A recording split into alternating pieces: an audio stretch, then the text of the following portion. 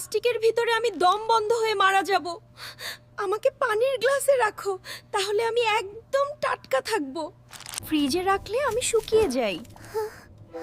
আমার শিকড়গুলো পানিতে ভিজিয়ে দাও, আমি আবার বাড়তে শুরু করব। আমাদের ডাটাগুলো প্লাস্টিক দিয়ে মুড়িয়ে রাখো, তাহলে আমরা 5 দিন বেশি টাটকা থাকব আর অন্য জিনিসও নষ্ট করব না। ফ্রিজে রাখলে আমি আর্দ্রতায় নরম হয়ে যাই। আমাকে পেপার টাওয়ালে মুড়ে রাখো, তাহলে আমি মচমচে থাকব। আমি দই তাপমাত্রা ওঠানামা করলে আমার প্রোবায়োটিক দুর্বল হয়ে যায়। খোলা রাখলে আমি কাটা লেবু, আমাকে খোলা অবস্থায় ফ্রিজে রাখলি। আমি এখন সব গন্ধ আর জীবাণু চুষে নিচ্ছি। সেই লেবু দিয়ে খাবার বানালে অসুস্থ হবে। আমি কাটা আপেল, আমাকে কেটে রেখে দিলে শুধু রং না, পুষ্টিও কমে যায়।